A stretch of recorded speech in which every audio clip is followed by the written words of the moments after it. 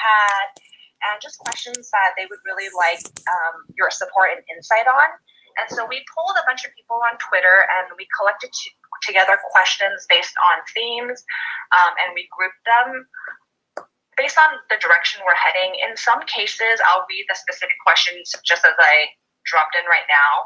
But in other cases, I'll kind of put together what the overall theme of the question was, so people can really think for themselves and decide for themselves and kind of use how Naval would potentially think through the situation so that they can provide a little bit more clarity on their end. So that was an awesome first answer on that one. And so the most liked question, and it's probably not surprising, was asking you for investment advice. So you've been really clear that that's not something you offer, but there's something very interesting about if they weren't asking you what to do, they could possibly be asking you how to think about it. And so the question that is specifically about Tether, and I'll read the question verbatim, and then we can kind of talk about, if you were them, like how you might think through it. So, what are your thoughts on Tether, and is a systemic risk to cryptocurrency market? I'm interested in investing, but it seems Tether is unbanked, and its demise could be a black swan event. I see the upside of crypto, but I just can't bring myself to invest. Yeah, so the broader question is just about how to be a good investor. And, to the extent that you're asking for specific investment advice, nobody who's any good gives actionable investment advice online, because they know that's not how investing works. If someone tells you what to buy, they're not going to be there to tell you when to sell. And without any underlying explanation of why you should be buying or selling something, you're essentially just listening to an astrologer. And there's no reason for them to tell you what to do unless they're sort of pumping their own holdings. So you should always be very suspect when someone gives you a buy signal. Now, there are buy signals that people can send that don't necessarily move the market, like I could say buy Bitcoin. But even then, it's sort of irresponsible to put somebody into an asset where they don't understand the thing. So I think the problem here is that the questioners are pursuing wealth creation without understanding this is not possible. Wealth is a byproduct of understanding. It is not a substitute for understanding. It is not something you do instead of understanding. Yes, there's always the occasional person who gets lucky, and sure enough, when they get lucky, you hear about it. But for every one of them who gets unlucky, there's many that don't, and you don't hear from those people. Winners are very loud, and losers tend to be very quiet.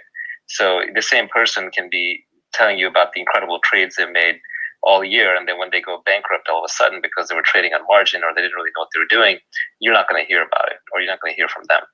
So I just I would give up on this whole idea of trying to find investment advice from other people.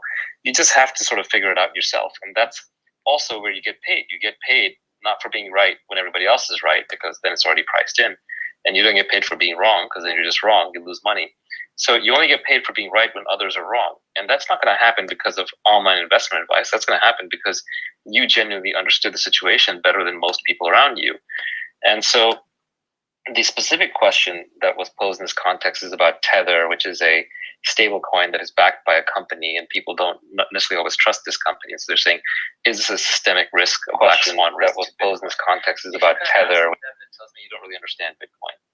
Bitcoin exists independent of Tether, whether Tether turns to be a scam or a FUD or not, which I think is incredibly unlikely, by the way. The FUD about Tether has been going on for as long as I can remember being in crypto, and it's just turned out not to be true, at least so far. It's not to say it can't happen.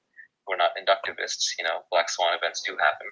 But if a stable coin that is backed by a company, and the end game for crypto, then Bitcoin would already be at $1 million a coin or higher. So there are still large risks out there, but I don't think there's a stable coin that is backed by a company and storm and Tether. That FUD is as old as the hills. But anyway, you need to learn enough about Bitcoin so you can then decide for yourself whether that is going to be true or not. And there's no education I can give you here in like a minute. There are lots and lots of people who have written lots of good work on both sides of it, but if you don't understand it yourself, then you have no business investing in it. From me personally, that makes a ton of sense. This is in a similar breath, and I actually have Enrique here, so I'm going to pull him up for a second. Invite to speak. So Enrique was asking kind of in the same vein, but more like big picture. He's thinking, his question was, based on Warren Buffett, be fearful when others are greedy and greedy when others are fearful. In the current crypto world, what do you think would be an indicator to be fearful and what would be an indicator to be greedy? Yeah, so I don't invest like Warren Buffett invests. Warren Buffett is a very different class of investor. I am more of a venture investor. He's a value investor.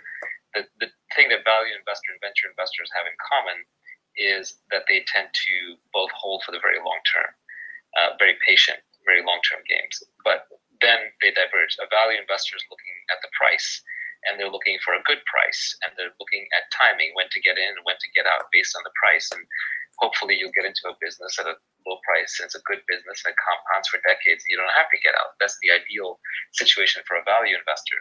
A venture investor is very different. We invest very early, when it's just a hope and a prayer. When it's so cheap that like the details of the price don't matter, it's still, if it works, it's going to be orders of magnitude less than it will be worth. And if it doesn't work, it's going to be worth zero. And we build a broad portfolio, versus a value investor will build a narrow portfolio. So I can't interpret a Buffett quote for you in the concept of crypto. I don't think it actually applies. I think basically, if you believe in the Bitcoin and Ethereum and so on, technologies and stories, and if you understand them really well, then you're likely to either not agree with them, in which case you wouldn't buy them, or you would agree with them, in which case you think they're ludicrously underpriced compared to where they will eventually end up once they pass all their black swan tests. So I don't think the Warren Buffett strategy applies. I don't think you want to time your entrance or exit into an asset class that is either going to go 10x or 20x from here or go to zero. That's not how you think about it. It's a binary bet. So you just have to decide whether you have the conviction and the fortitude or not. And if you do, then maybe you average in over a certain time period so as to not be exposed to sudden price swings and movements. And then you just kind of put it away and you hold for the long haul. You know, like it would be Bitcoin hodl or ETH and chill. Amazing. So let's move away from investment questions and kind of another bucket of questions that people were really interested in talking to you about was really kind of asking you about you when you were starting up and you were building the life that you have now. So I did want to kind of ask you, being that this is kind of a unique opportunity to really ask you something for themselves, a lot of people just wanted to ask about you. I thought that'd be interesting for us to kind of chat about. Why do you think the focus was so on your history and your past and not really not really asking about themselves? I think there's a tendency to create a hagiography around people where you kind of think that they're somehow special or interesting, or maybe their bio will rub off on you. I don't even know. I don't understand the instinct because I don't even read biographies. I think maybe the last and only biography I can remember reading was Steve Jobs' biography. And even that, to be honest, I did take away one or two interesting things, but I wouldn't put it even in my top 100 books of all time, maybe not even my top 1,000. I just don't find biographies that interesting. They're just anecdotal stories. And sure, I mean, some people do, not taking away from it. Maybe you get inspired from it. But my biography is not relevant or interesting. I think if I have ideas, they should stand on their own. And you should be able to evaluate the merit of each of those ideas, regardless of the biography of the person who says it. And so moving into a question about ideas then. So one of the questions was, smart people can still have bad ideas, kind of like what you're talking about. Is there a common bad idea you see smart people around you embracing? If so, what's that idea and kind of what makes it bad? So I think the question is asking for your assessment on how you as you're absorbing information, how you assess it, how you know if you want to keep it or believe it or investigate it further. Yeah, most ideas are bad, whether made by smart people or dumb people. Most ideas are just bad, and it's error correction, it's iteration, it's criticism, it's facing reality that tells us which of our ideas actually survive and do well. And most of us, like most of our thoughts, if you were to execute in every single one of your thoughts, you'd either be in jail or dead or just miserable. So I don't think that most ideas are good ideas. Most ideas are pretty bad, but we have to just try. We have to try and try and try again, see what works. And if there's a class of bad ideas that people fall into, that class of bad ideas is thinking that they only have good ideas or that they have better ideas than other people. And so then they want to constrain other people, saying, well, these people don't know how to think, so let me think for them. Let me tell them how to behave. They're poor, so they're stupid, or I went to college, I'm educated, so I'm smarter than them, so I should tell them how to run their life. Or they're saying stupid things, so I should control their speech, or I should kick these people off this platform. So I think like the urge to censor people, the urge to like condescend towards people, the urge to tell other people that something is done or settled and they're not allowed to speak about it or think about it or challenge it, kind of this intellectual condescension that comes with frustration of like, we are your betters. It's sort of like it's the modern equivalent of white man's burden, except I would say it's kind of like academic person's burden or journalist burden. You see a lot of this with the hoi polloi intelligentsia from the coasts, kind of trying to tell people how to live and run their lives, or even like being moralistic arbiters. I think that's probably the major problem going on right now. When you think that your ideas are really good ideas and should be set in stone and not be challenged in the future, that's the ultimate bad idea. It'll hurt society for sure, but eventually it'll also hurt you because you become rigid and you become incapable of finding good ideas because you think you already have them. And I think that leads us into another question about bad ideas. So you've spoken about showing up there, and just as you're sharing with us now, and making sure like you're showing up and testing things out and iterating. And so this question is asking, what was the last time you realized that you did something wrong and did an entire 180? And how did that realization come about? And I think the question probably is perhaps asking about your emotional state about being wrong and how you deal with that discomfort, if you feel the discomfort at all. Yeah, I don't want to get autobiographical again. I don't think it's useful or relevant. Plus, it just makes me uncomfortable. But I would say in general, I have bad ideas all day. I make mistakes all day long. And, you just kind of notice them and you correct. Just don't get too attached to it. Actually, it helps if you tell other people about your mistakes. In fact, I made a financial mistake about 2 years ago, and my wife hears about it to this day. I probably tell her every single day or every other day. I kind of moan about it. It was a big one, and it was an obvious one in hindsight, where I even told myself I'm probably making a mistake, but I just didn't. Part of me didn't listen to another part of me. So at least if I'm public about it, then I can't hide from it. And Buffett does the same thing, right? He'll stick it in an annual newsletter when he makes a mistake. In fact, I believe Berkshire Hathaway is named after a textile business that he bought early on that he thought would be a value business. That's where he learned that it's not about the cost, it's about the quality of the business. And he bought a poor quality business at a good price, but it turned out to be a bad price because it's just a poor quality business. And so he named his entire conglomerate Berkshire Hathaway to remind himself that, that's the kind of investment that he should avoid. So I think that's actually pretty smart. So I think being public about your failures and being honest with yourself is kind of the best way to do it. And look, most actions and most ideas are failures. Just get over it. It's all error correction. That's how Mother Nature works with evolution. That's how invention works with trial and error. That's how science works with conjecture and criticism. And that's just how our lives work. We are creative, idea-generating machines that are always testing those ideas against reality. Society is the best set of such ideas that we have that has withstood the test of time, but that is not designed for the individual, that is balanced for the needs of society. And the individual has to rediscover for themselves what will work best for them, and still allow them to function in society while being compatible with their DNA, their environment, their unique skill sets, their education, and their experience.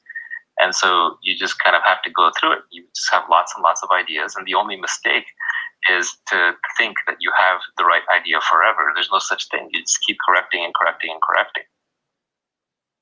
I would say that one thing that helps a lot is as you go through this more and more and more, as you just get older in life, you realize it's all about long-term. All the classical virtues are really just saying to you, whether it's in the Bible or whether it's the Romans or whether it's the ancient Greeks or whether it's Stoics or whatever, they're all saying kind of just look, focus on the long term and don't focus on the short term. Most of the vices, most of the so-called acts of the devil are basically temptations of cheap dopamine. And if you can avoid those and just focus on long-term rewards and payoffs, you will do better on average than someone who focuses on short-term. Now, gluttony is like don't eat too much because even though it tastes good now, you'll get sick later. Lust is, don't covet your neighbor's wife or husband because you're going to then get in trouble and possibly get killed or ostracized or ruin your marriage, et cetera, et cetera. You can go through every single one of these. All of the classical virtues are basically saying optimize for the long term instead of the short term. And if you just want to do less 180s in your life, if you want to have better long-term thinking, optimize more for the long term. The same way, I think, if you broaden the scope of your thinking based on your needs, then you're going to have better outcomes in life. For example, if you can't even take care of yourself physically or financially, then obviously you focus on that. But once you can take care of yourself physically, financially, and mentally, then you have to start focusing on others. If you have too narrow of an aperture and you stay self-obsessed, you can be a miserable human being because your mind will just self-obsess and nothing will ever be good enough, and you'll just keep feeding the ego until it literally implodes.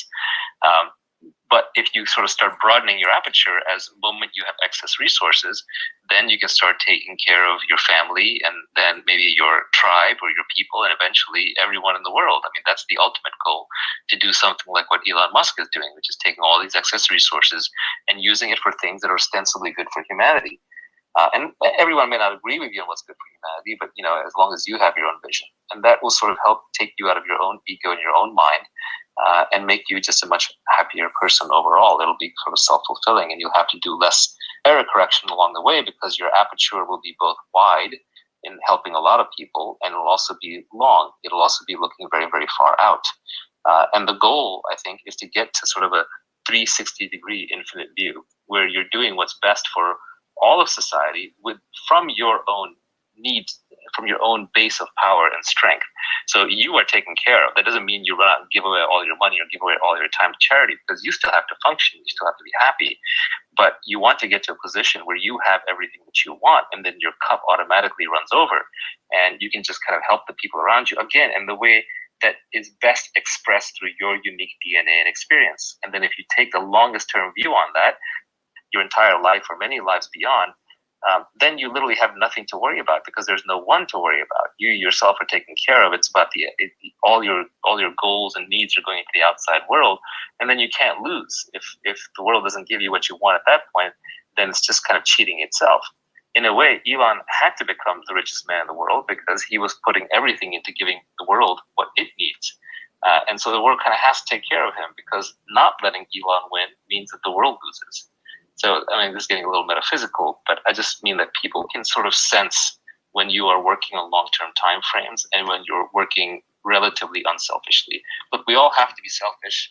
If you're not selfish, you don't survive. Without the self, there is no survival. The physical self, that is.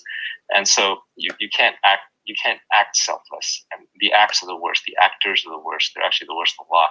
But if you can truly get to the point where your self needs are taken care of, and then you can be selfless just by just the virtue of excess resources, it makes you much better off. I don't know if I answered your question, though. I think I just rambled for a bit.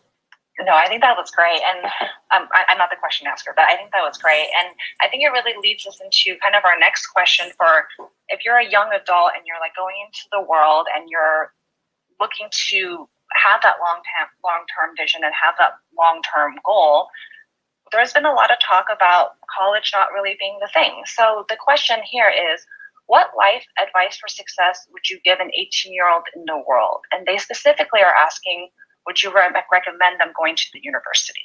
Which I know you tweeted about, but something interesting to talk about. Universities are complicated. I mean, right now, you sort of probably want to go to them because they're these very strong curators, and so they have a signal.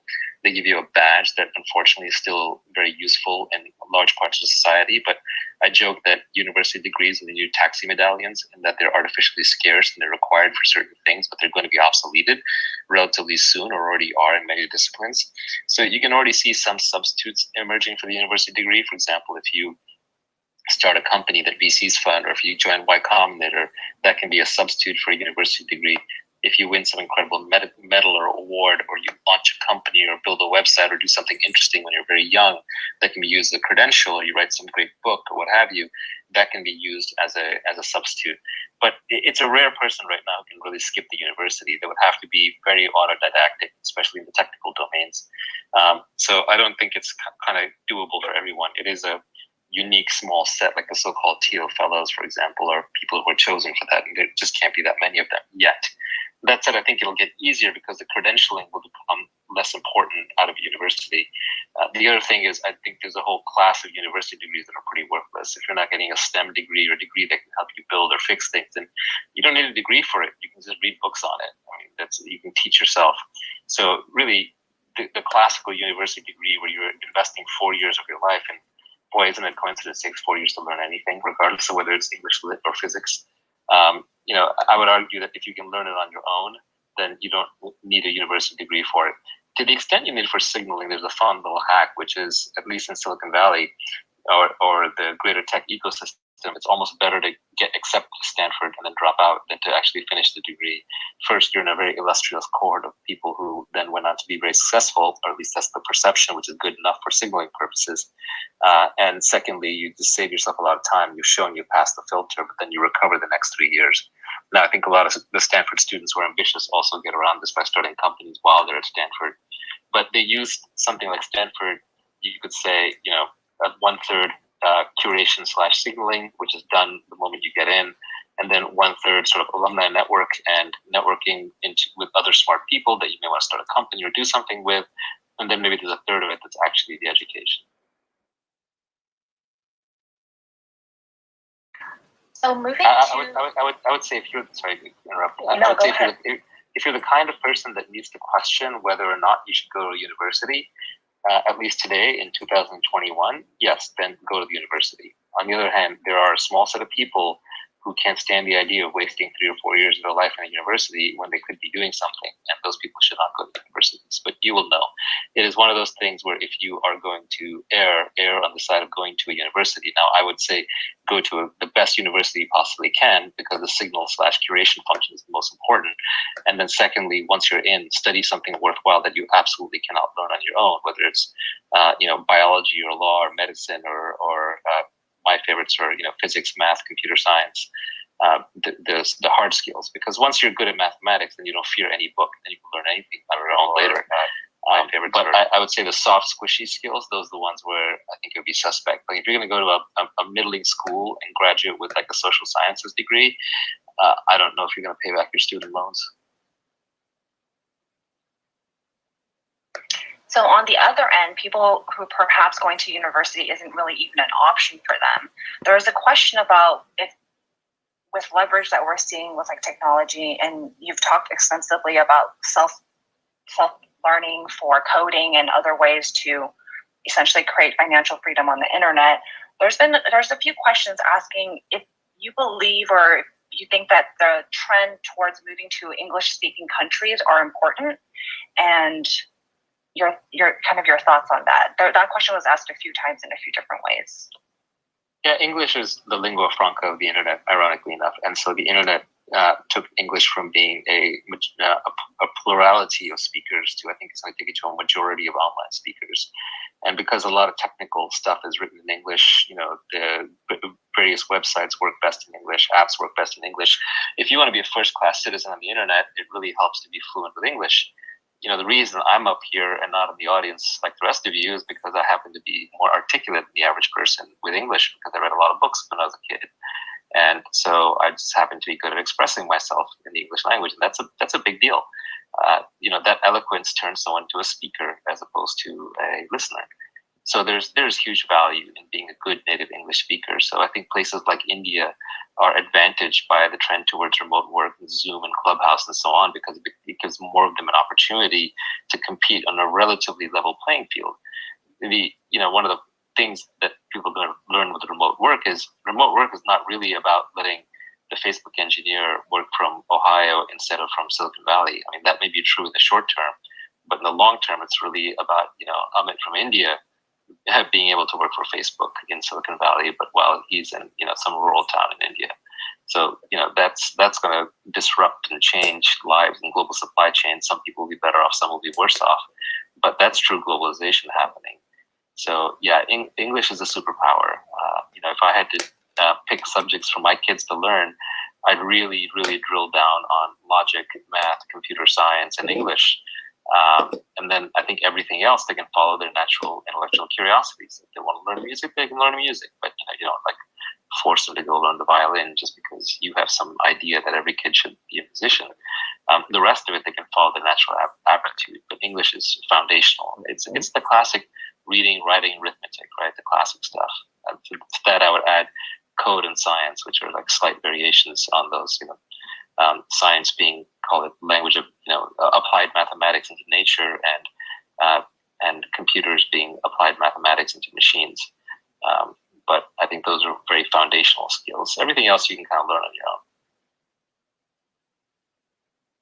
So another question kind of along the lines of thinking about children, there's some parents on Twitter who wanted to ask, what are your thoughts or general perhaps advice for them on how they can pick for themselves if they want to homeschool their kids, if they should take their kids to private school, and regardless, like what type of social skills do you think they should be focused on helping their kids develop? And also, you actually already answered it, but they wanted to know what you would like to educate your kids on.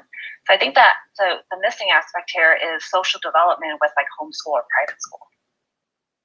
Yeah, I reject this whole social development thing. I know it's gotten very popular, but I think humans are social machines, and these days we're over-socialized, not under-socialized. We have Instagram, Snapchat, TikTok, Clubhouse, Twitter, Facebook. We have unlimited ways to socialize virtually. Lots of kids I see are socializing in real life. If they're not socializing virtually, I would argue that socialization creates far more problems than it solves, and that the modern individual is over-socialized. Exceptional people are built in solitude. It's not popular to hear, but it's true. It's the alone time that you spent when you were a kid that made you good at whatever you are. It wasn't the group time. The group time was spent having too much fun. Most likely, there are a few exceptions, but not many. So I would say in general, socialization is actually the problem that you're trying to avoid as opposed to the asset that you're trying to bring into it. And I think it's kind of pathetic how quickly we fall into saying, well, school's for socialization. Gee, what about socialization? We've abdicated this idea that it's the best way to educate your child, because clearly it's not true. It's a combination of one-size-fits-all education, compliance training, daycare, and I would argue socialization, and the worst kinds of socialization in false little Lord of the Flies type worlds where people are very hierarchical. Who's the prom queen? Who's the football player? Who's the jock? Who's popular? Who's cool? Who's doing drugs? Who's not? All that stuff is nonsense. I mean, the further you get in life, the more of an adult you become, the more you get away from that. And we all remember that shock when we shifted from school to the real world. What a tremendous difference it was. And we'd just been in a little bubble in our lives up until that point. So I would argue, and I don't care about, sure, people may ask me for citations, but there is plenty of evidence that homeschool kids do a lot better than even private school kids or public school kids. There's even evidence that unschooled kids who are basically just left alone with no education, tend to be at worst one grade behind schooled kids, and then when they get to college, they actually catch up completely because they're interested. Think about that. All the time you spent in school, K through 12, really amounted to being 1 year ahead of a kid who didn't go to school at all. And then in college, that kid caught up right away because now they were genuinely interested. So I think the way we do schooling is much more about daycare. And it's also preparing kids for the wrong things. I mean, 8 hours a day, 9 hours a day in a little group prison camp where you have to raise your hand to go to the bathroom, and they tell you how to think and how to behave. It's terrible. But I think most parents don't have a choice, right? Most parents are busy working. We don't live in tribal societies anymore where grandma and the aunts and uncles can all raise the kids together. So raising kids is really hard. So we abdicate that to the state. The state turns into a lowest common denominator situation, and the kid ends up bored and compliant, or having most of their curiosity stamped out of them and just wasting an enormous amount of time. Most of the time spent in school is just completely wasted, and then they use it to build a social life because there's nothing else to do. So I just cannot imagine sending my kids to a regular school. Maybe I'll abdicate, maybe I'll be forced to. So I reserve the right to change my mind, but at least right now I don't think it's the best way to educate them. Obviously, I have the means and I have the time to do otherwise. If you don't have the means and the time, then send your kids to the best school possible, or try to form a local homeschooling group where you can share the burden, or try to live close to your tribe so you can do what you can there. That said, look, I am a product of mostly public schools, including, thank God, magnet schools, which I know are out of fashion now.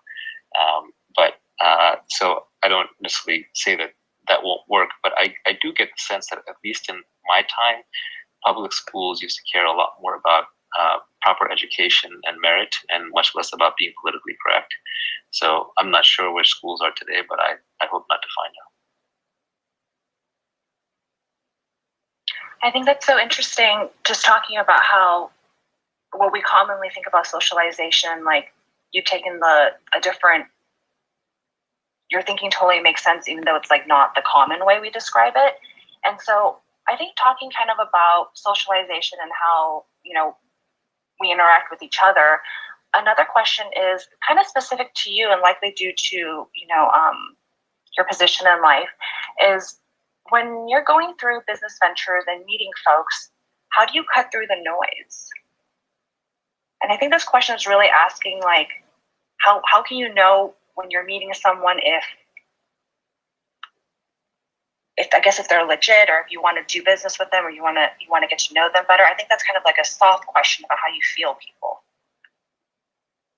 Yeah, that's just experience.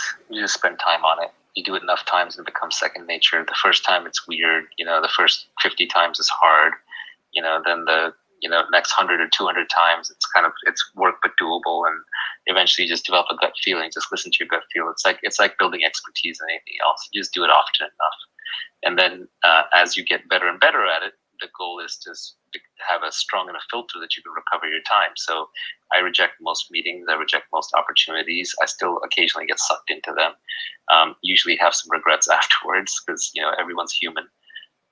But just value your time. Value your free time. You don't have to follow anybody else's model of taking every meeting or trying for every opportunity. You only have to be right a couple of times in the nonlinear world to do well. So it's much more about keeping your mental and physical bandwidth open for the right opportunity, especially if you have some form of leverage through code or capital, and then striking when the right opportunity presents itself. So if you're an investor, you definitely don't want your day cluttered with meetings. You want to be able to think. Even if you're, say, an engineer or a writer, you don't want to be constantly writing junk or coding up junk. You want to be thinking hard about what you're going to do and then trying to do the right thing. Now, of course, you have to try enough things that eventually you have a sense yourself of what is good and what is doable and what's possible. But this is a very hard question to answer because it's so abstract. I mean, look, I would just say the honest answer is just experience. You just do it often enough. Yeah, and I think with your experience, you've talked a lot about the importance of leverage. And what I found also interesting is a lot of questioners wanted to ask you more about leverage, even though you talked about it quite frequently. So perhaps I was thinking they're confused about what leverage means. So in some cases, there's a freelance photographer who was unclear about how to create leverage or how to utilize leverage. And someone else also talked about wanting to utilize leverage, but they wanted to prioritize being anonymous. So I think in there's a few more questions along these lines, just asking how they can focus on creating leverage for themselves within their domain that is not necessarily, they're not engineers, they're not coders. Yeah, leverage is what separates us from the animals, right? It's like a human wielding fire is way more fearsome than almost any animal, and you're leveraged to this tool of the flaming piece of wood that they're holding. And so leverage is basically just tools. It's force multipliers. And you can leverage yourself in many ways. You can leverage yourself by convincing people to do something with you or for you. That's labor leverage. You can convince that you can apply stored up wealth or capital or machinery. That's capital leverage. You can use a tool that doesn't require anyone else's permission to create copies of your work, to create products. And that could be everything from a 3D printer to a computer for coding, to even a bicycle, which is a mechanical leverage for motion, to writing a book, to a podcast, and so on and so forth. There's many, many, many forms of leverage in society.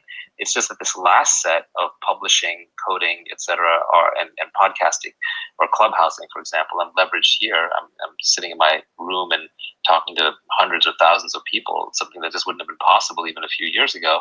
And I'm doing it on my terms and my time at my leisure. And the message getting out is leverage. That's all leverage is. Leverage is just a force multiplier for your actions.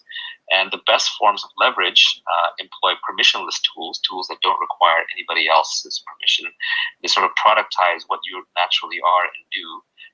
So you can kind of summarize all of that by just saying productize yourself. Right? If you productize your own work, then you leverage just being you. and you've essentially created copies of you through space and time. My podcasts are deliberately designed to not refer to contemporary things and to be timeless content. Look, part of the reason why I've gotten such a huge Twitter following is I've actually stopped tweeting. I don't know if you go back and look at my tweets. I don't think I've done original tweets in a long time. I just lost interest in tweeting. But at the same time, like my mentions and spread and everything just seems to be going up and up and up and up and up. Why? Because 80% of my tweets and almost all of my podcast content is timeless. So to someone who discovers it just now, it's as good as new. It doesn't get old. So that stuff just keeps compounding. It's a form of leverage. It's productizing myself. So it just kind of, the timelessness actually allows it to compound across time. And it can just runs and it builds up more compound interest than content that someone else is writing that may no longer be relevant, a year or a few months later. The same way when I read things, I like to read timeless books. I'll read philosophy and science because I think they're relatively timeless compared to, say, if I'm reading the news. The news is all timely. If you read last week's news, it's nonsense. It doesn't make sense anymore. So try to stay away from both producing and consuming timely content. Focus on timeless content. You get free leverage. These are just examples of how to think about and how to use leverage. But leverage is literally it. I mean, look at Mark Zuckerberg, for example. He's leveraged with a close to $1 trillion company and with tens of thousands of brilliant people writing code, plus hundreds, plus lots of capital. So he's got labor, he's got capital, and he's got code, and he's got media. He's got all in one, which makes him one of the most leveraged human beings on the planet. So you want to get leverage. Once you get leverage, then it just becomes so easy to either make a living or spread your message or do whatever it is that you want to do.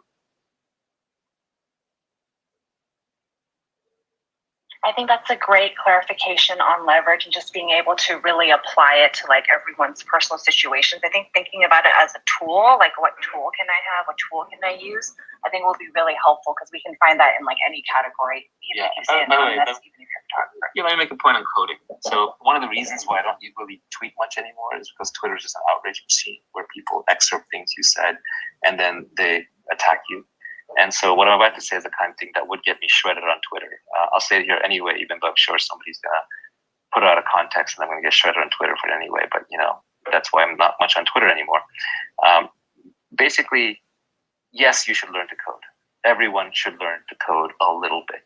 And not so much that you're going to become a professional coder. I'm not saying everyone should go be a coder, but just enough that you can understand what it is and how it works, and your brain can work logically the same way, and that you aren't intimidated by computers, and you know what they're capable of, what they're not capable of, and what this device that you spend all day long on, how it actually functions underneath it, what some of its limitations and capabilities are.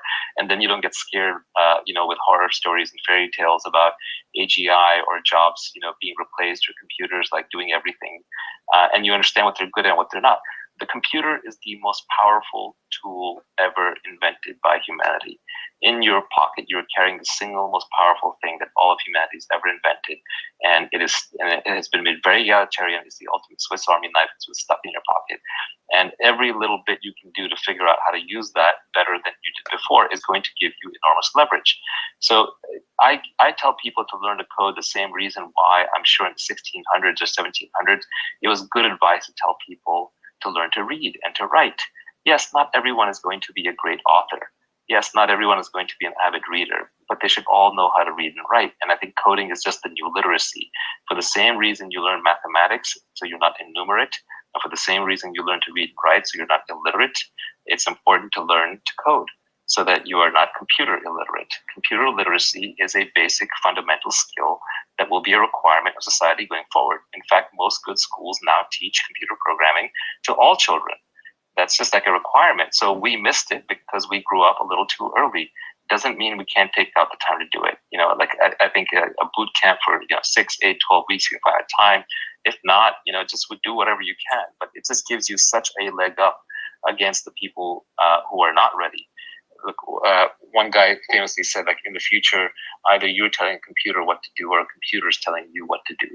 And you don't want to be on the wrong side of that transaction. If you're an Uber driver, the computer is telling you what to do. You're following orders. Your days are numbered in that job because you're not in a creative job. On the other hand, if you're the programmer for Uber, then you are the one who's instructing all these drivers around. And yeah, you could argue it's not fair, but you can close that gap and you can close that gap for you and your kids by learning to code. So I even though this will get me shredded in Twitter, I think it is still the best advice I can give to someone who is relatively young and up and coming. Even if you don't plan on coding for a living, learn to code. And if you're saying, oh, I'm not going to learn to code because in 10 years coding will be automated, that is exactly why you should learn to code, because no serious coders think that that's true. And another aspect of like leverage that you've talked about is if you're not going to code, in some cases that like writing is another option, or speaking. So another question that was asked was, as a writer, I feel like everything has already been said and done. There's no original if you have read enough books. So why do we still repeat and write? I can't resist the urge to create, but what's the point for the human race? Yeah, that's just completely wrong. So if you look at science and technology, obviously that stuff has not been done yet. So there's always a new frontier. There's infinite new knowledge to be discovered and gained. I direct you to my favorite recent book, David Deutsch's The Beginning of Infinity, for a very good explanation of this. But essentially, knowledge creation is infinite, and humans will always be creating and discovering new knowledge and correcting old errors that we had. So that's number one. Second, for yourself, you write so that you learn it, so that you know that it's cold. The teacher actually learns more than the student by explaining it. That's why I'm up here, because I get to learn things at the same time by being forced to articulate them. It forces me to check my thinking. And then it's the nature of wisdom, and wisdom is what kind of directs you in your everyday life and leads to a good quality of life, that it cannot be transmitted. It can't be conveyed easily. It has to be rediscovered one individual at a time. So you can write and articulate new ways to inspire people. Finally, you can write just for art. You can write fiction. You can write poetry. You can write to be creative. So this idea that like there's nothing new to write is the same as saying there's nothing new to do. There's nothing new to discover. This is completely false. That person just sounds depressed to me. I hope that's not a real person.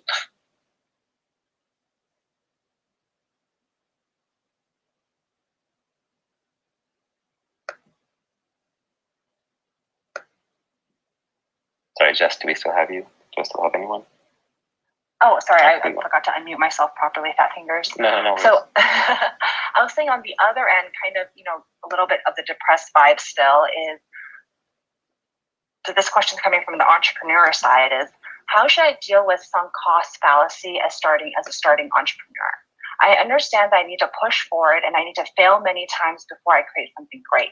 What questions can I ask myself so that I can keep going, so I don't keep going the wrong way for too long? It's a very tricky question. It's super abstract, so it's really hard to answer without degenerating to platitudes or inapplicable situations. But I would just say in general that grit and perseverance tend to be determinant factors. Most startups succeed because the founder doesn't give up and goes through ups and downs. That said, there's definitely founders who stick it out too long in a failed situation. I would basically say don't stick it out or persevere out of some false sense of perseverance or thinking that, well, grit will make me successful. No, if you are reluctantly persevering for 10 years, that's not going to lead to success. That's going to lead to a prolonged failure.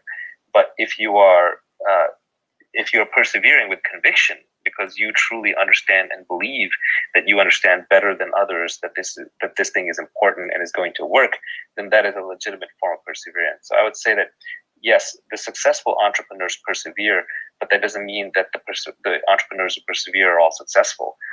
Cause and effect, the causality is not necessarily true here. So maybe the best advice I have on this is pick the kind of project where you're going to persevere because you want to see the thing exist. You enjoy it for its own sake, or you have some determinant for doing it that is outside of just pure monetary success. So Naval, I wanted to check in with you. We're about approaching an hour, and I know we discussed the original request was for an hour. So I wonder if you wanted to go a few more questions, or how are you on time?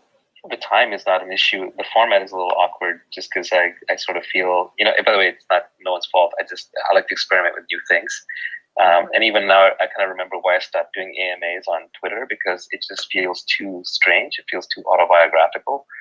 I just like having conversations with people, right? I come on Clubhouse so I can have conversations with smart people, and then other people can eavesdrop, and you get a little bit of fame, you get a little bit of your back scratched, you get to talk to some smart people, everybody seems happy, it's kind of a win-win. These sorts of chats like where you're answering kind of abstract questions. I'm not sure what it's doing for anyone. But yeah, if people get value out of it, great. And I had time. I'm probably gonna drop off, but I may just kind of hop around Clubhouse and see what else is going on this on somebody else's channel. Now, if specific people have questions in the audience, maybe we could pull up one or two people. I don't know. I mean, that's always risky, but this can be fun too. Yeah, I'll be. Thank you for doing this, and I'll be quick on the mute and drop. I learned from Cupola, so let's pull a couple people. I think what's best is to let the person come up, ask their question, and then put them back in the audience. Wow, perfect. A lot of people have their hands up, so I'll let you figure out who to pull up. Hey Naval, can you hear me? Yes, hi. Hi, it's so nice to have you here. Thank you for this opportunity. The question is, the rate at which knowledge is increasing every year, what are ways in which we can keep updated about it without worrying? Yeah, most knowledge is very temporary, and you probably shouldn't try and keep up with it. And when you say worrying, you're sort of implying that it's the news that's kind of concerning you. Well, look, the human brain is not designed to process all of the world's breaking emergencies in real time. When you were evolving, with your ancestors who are your great-grandparents and so on, they lived in small villages and they never heard of the news outside of their village unless it was like a war was going on and there was an enemy force approaching their doorstep. They tended not to hear about it. You're just not meant to process the grievances and the unfortunate atrocities, especially these days when they're filtered through news media that's designed to scare you because that's their business model. Reading the news will drive you insane. The problem is not that you can't keep up. The problem is that you're trying to feel and exert control over things that are not in your immediate vicinity. And so now people will say like, oh, does this mean you're just saying we should check out of life and have no responsibility?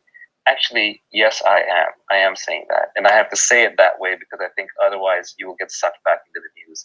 The only news that should really matter to you is the local news and news that is relevant to exact decisions that you're going to make, which is going to significantly alter the quality of your life. And a rational person can, I think, achieve peace or help or get closer to peace by cultivating an indifference to things that are out of their control. And there are people out there who are news junkies and they tend to be on Twitter a lot, for example, and they're going to force you into the news and they're going to make you feel guilty and bad about not listening to the news. These people are crack addicts, even worse. They often end up mentally deranged. Just because they're addicted to the news and they're going to shame you and assault you if you don't listen to the news doesn't mean you should listen to the news. And look, sometimes I fall down the news rabbit hole too, but I view it as the same way as falling down kind of a drug addiction or doing things that I know is supposed to be bad, but yet I'm indulging in a guilty pleasure that I'll have to pay for later. The anxiety from external sources just means that your aperture is spread far wider than you have the ability to control. So you need to narrow your aperture and focus it on the actual problems that are right in front of you, as opposed to the abstract problems that people are yelling in your ears using bullhorns from far away, trying to get you excited about all the things they're excited about. Those people are the problem. It's actually the people who are spreading and writing the news who are the problem, and you have to learn to cut them out of your life.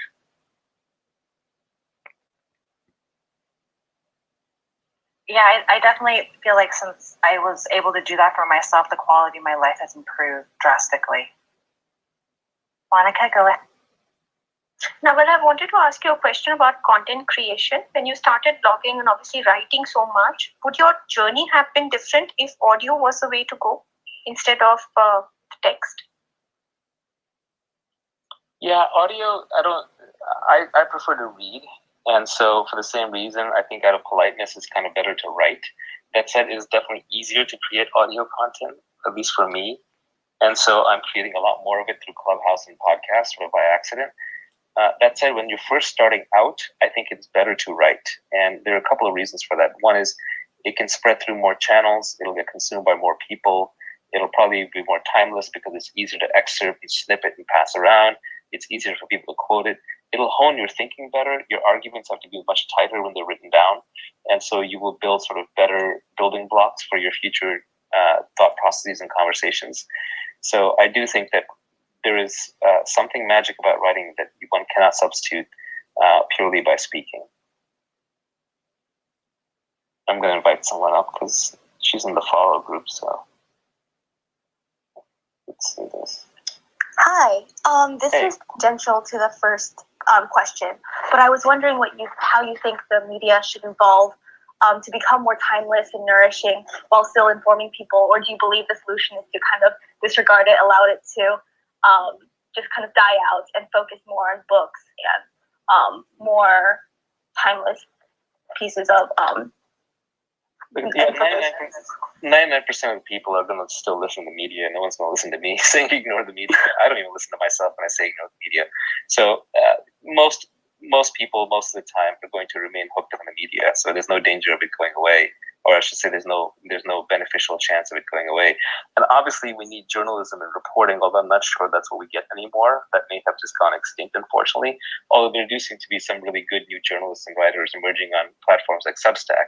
And you can tell that's where they are because the classic media is attacking them and hating on them. So literally every time they carry out a hit job on some new Substack author, I'm like, oh, let me go subscribe to that person and support them.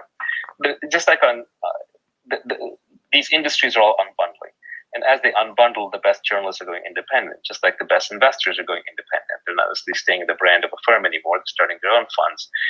The best writers are running their own Substacks or their own newsletters or their own Twitter accounts. The best musicians are starting to go more direct to the audience. Artists with NFTs. So this is kind of the age of the individual over sort of the mid-sized institution. Although there are a few mega platforms that do tend to dominate everything, which is unfortunate. But I don't think that the existing media is going to suddenly reform and somehow get better. And it's a heterogeneous ecosystem. So to the extent that it's doing something that I think is not necessarily great, it's because the structural incentives are that way. It's not because of some conspiracy. It's just because it's easier for them to converge on that point, that Schelling point. That's just how they're designed. So I think they're going to be replaced by individual citizen media, citizen journalism, Substack, Twitter, whatever the next Clubhouse, whatever the next few things are. I'm not holding my breath waiting for them to reform.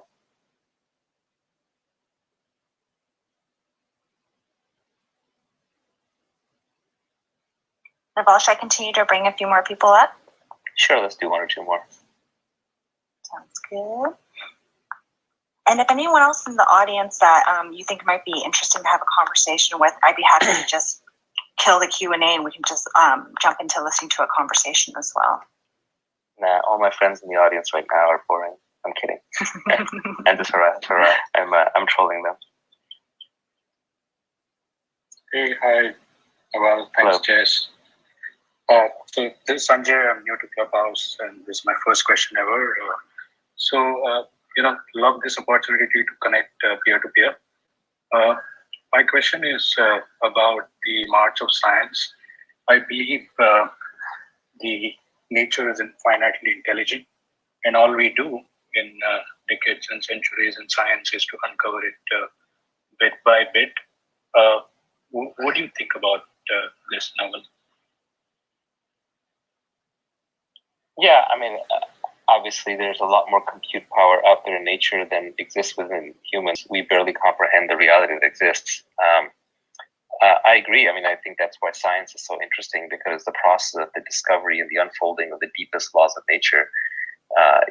David Deutsch talks about the 4 fundamental theories that have very deep explanations that allow us to know all the things that could be understood today that aren't just memorizing facts. And that is the theory of evolution, epistemology, quantum mechanics, and the theory of computation. So and we're going to add more and more to that, but those are 4 very fundamental theories that, as he says, help us define the fabric of reality. And I think we'll just keep uncovering more and more of it. And we're always going to have mistakes, but we'll always keep making progress as long as we keep an open mind about knowing that we can make mistakes, and we do make mistakes. The only real mistake is to think that we've figured it all out, and it's time to stop looking and stop thinking of new things and stop correcting the errors we've already made. Hi, Conrad.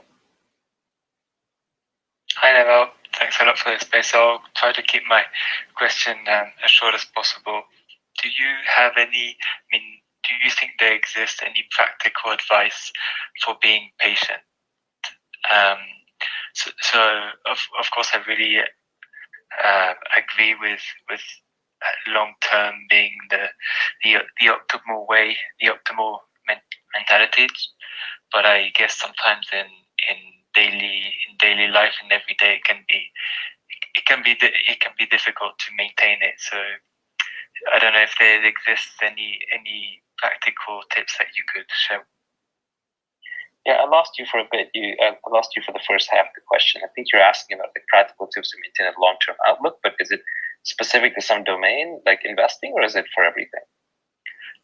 I think for investing, it's a good example, and I feel that it could extend to life in general. But yeah, for investing, for example, just like a basic example, like in Bitcoin, where the best strategy seems to be on a 10, 20-year horizon. How do you maintain that patience during that time? Yeah, basically my rule on this, which I don't even always follow myself, but what I try to remind myself is that I buy something when I have conviction, and I sell it when I lose conviction, and that's kind of it. I try not to pay attention to all the variations in between. As long as you have conviction in something, you sleep well at night. You don't need to worry about it. The mistake or the problem happens when you buy something where you don't have conviction, and now you're constantly just revisiting it. And first of all, that's mentally exhausting. Second, you're probably not going to get it right because you just didn't, you didn't spend the time to figure it out to the extent that it could be figured out. And thirdly, you're not going to put enough capital into it because, again, you don't have conviction. So conviction is the foundation of investing. And if you don't have the conviction, you should sell and not look back. But do whatever it takes to either develop the conviction or to not have the conviction. And like Warren Buffett does, many of the things that he faces go in the pile of too hard. Like, I don't understand, so it's a pass. Venture is a little different because, especially early stage venture investing, you're basically buying cheap out of the money lottery tickets, out of the money call options. And so sometimes you will invest in things where you don't really have the full conviction, and you kind of wait to see how it plays out. And it's sort of a feature of venture capital or private investing is that you're illiquid for a long time, so you can't even panic sell when you want to. And that illiquidity forces you to hold on for a long time. Which sort of feeds back also into having conviction, because if you're going to hold an investment for 10 years and be interacting with a founder, it would be really good if you picked well in the beginning so you're not dealing with someone or a situation that you don't actually like. So anyway, I think that's it for me for tonight. So Jess, thanks for setting this up. You're very patient. Yeah. It took a long time. No worries at all. Really appreciate that. Yeah. No worries at all, and thank you for doing it. I'm glad we were able to make this happen. I know personally, I can't wait to listen back on this and learn from it. I know it was a little bit awkward. I'm sorry, but the information was wonderful. You did a great job. It's the nature of the medium. It's always a little strange getting up in front of an audience and not knowing what the heck you're really doing. That said, as long as I don't get canceled for telling everyone to learn to code tomorrow, this has been fun. One of the things I do like about Clubhouse is that because in context, you can just be more honest than you can on Twitter, where every word has to be carefully crafted because the lowest IQ person in the room is going to attack you. But the unfortunate part of Clubhouse is you can't communicate with the audience easily. There's no tight feedback loop, nor is it easy to have a lot of people up here having a conversation. So thanks for bearing through this, and I'll see you all around Clubhouse or maybe even Twitter. Have a good night or have a good day, everyone.